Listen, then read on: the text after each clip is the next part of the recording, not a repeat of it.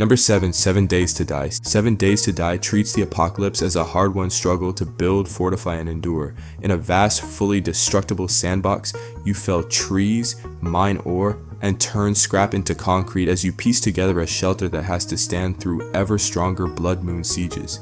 Every 7th night, a crimson sky heralds waves of zombies that climb, spit, explode, and tunnel, forcing you to test every wall, trap, and shotgun shell you prepared. Between assaults, you plant crops, wire generators, and unlock skill books that shape your survivor into a stealth archer, heavy gunner, or master engineer. Vehicles, bikes, trucks, even gyrocopters extend your reach to distant biomes where rarer loot and deadlier creatures lurk. Permadeath in a permadestral world means one careless mistake can erase days of work, yet co-op lets friends revive, rebuild, and share the burden of keeping the horde at bay. A Milestone 1.0 update folded 10 years of tweaks into a smoother whole and teases a coming story questline, giving all that crafting a sharper goal. 7 Days to Die stands out by mixing tense tower defense nights with deep RPG-style progression, making every sunrise feel earned. Number 6, Dying Light 2. Dying Light 2 fuses open-world exploration with liquid, smooth parkour. Daytime is rooftop bliss, wall runs, vaults, UV flare scavenging, while nighttime unleashes volatiles, whose sonar shrieks shake your resolve. Momentum is salvation, chain a dropkick, grapple across an alley, and breathe only when dawn breaks. Combat marries modded blades, parries, and limb-severing finishers. Story choices tilt faction control and redraw entire districts. 4-player co-op turns rooftop sprints into chaotic relay races when someone stumbles. The reloaded patch polished ragdolls and snuck a classic movement slider for veterans, while datamine dialogue hints at an old Villador DLC. Dying Light 2 lives on its knife-edge contrast, freedom at noon, raw fear by moonlight. Number 5, Scum. Scum reimagines survival as a televised blood sport where your metabolic stats matter as much as your rifle. Dumped on an island prison patrolled by killer drones, you must juggle calories, vitamins, hydration, even organ health. Skip breakfast and your aim wobbles, ignore wounds and sepsis follows. Meanwhile, infected ex-inmates and rival players stock the same weapons you need, crafting branches into makeshift bows, fortified bases, and improvised explosives, while deep attribute sliders let you sculpt a hulking bruiser or wiry marathoner. The recent Smoking Hot update added sprawling bunkers, smarter mech guards, and dynamic fire spread, demanding fresh caution. Developers promise to keep updating the game. Scum's granular systems make every campfire, raid, and firefight feel literally weighty, turning the zombie genre into a ruthless mind and body test. Hey everyone, huge thanks for the love and support. We just cracked 100 subscribers, and honestly, I never thought we'd get here this fast. I appreciate every single one of you. Number 4, State of Decay 2. State of Decay 2 tackles the apocalypse as a community project, not a solo sprint.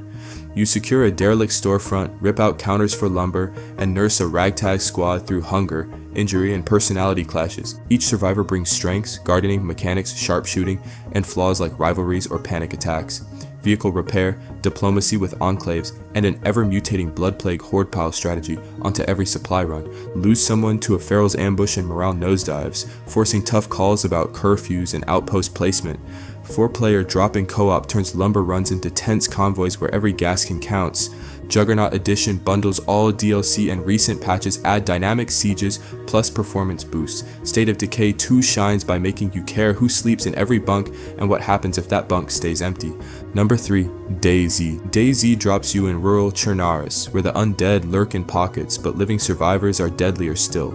Hunger, thirst, disease, and full loot deaths turn every meeting, whether trading canned peaches or patching a bullet wound, into a gamble. Weapons, medicine, and food are scarce, trust is scarcer, and a friendly wave can pivot to betrayal in an instant. The open world is huge and unforgiving. Forests hide snipers, military bases dangle high-tier loot behind infected hordes, and sudden rain can freeze you stiff. Frequent patches refine ballistics, add improvised crossbows, and deepen ambient audio so each footstep in the fog feels loaded with threat. Crossplay rumors swirl, but Bohemia sticks to no plans, sustaining the game's hard-edged mystique. DayZ excels by forcing you to weigh every risk, making survival feel personal and unforgettable. Number 3, SurrounDead. SurrounDead's chunky pixel art lulls you until you realize gas is priceless, ammo is counted in single digits, and dust brings roaming hordes that chew through plywood like tissue. You scavenge diners, police stations, and overgrown highways, fixing rust buckets and crafting ammo long enough to cook whatever cans you find. Fog hides you but blinds you. Rain muffles guns but risks hypothermia. The solo dev drops micro patches, new weapons, wandering caravans, and teases motorcycles, a dog companion, and modular bases able to attract traders or raiders. SurrounDead's relentless pacing and retro charm make every mile on the road feel like borrowed time. And coming in at number 1, Project Zomboid. Project Zomboid is survival distilled. A Kentucky suburb sits frozen after sirens fade, power flickers, water splutters, and winter lurks. You barricade windows with bedsheets, siphon gas, and hoard rainwater in kiddie pools. One scratch triggers a fever clock you cannot stop. Bill 42's industrial overhaul adds kilns and forges so late game survivors can rebuild civilization if they reach late game. NPCs are promised for Build 43, but when it's ready is a decade-old mantra. Until then, isolation is the fiercest enemy.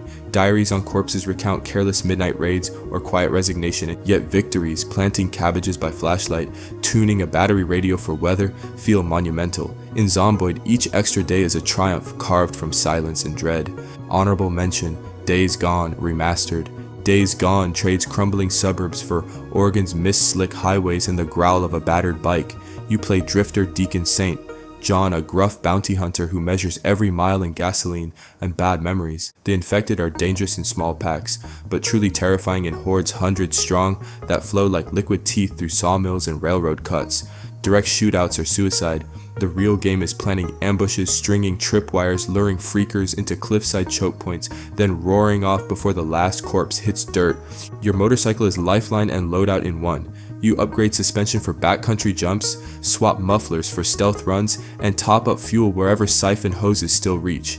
Dynamic weather turns rain into mudslicks and snow into engine-choking drifts, while a full day-night cycle doubles tension when headlights die.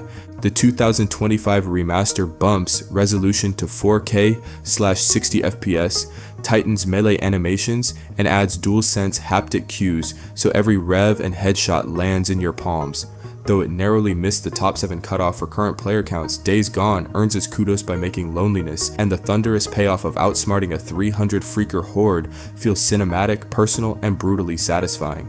Hit subscribe so I win this bet with my cousin. If I lose, I'll owe my cousin a dramatic karaoke rendition of Baby Shark at the next family barbecue, complete with choreography. Save the burgers and everyone's eardrums by subscribing right now. And with that, I'm out. Peace.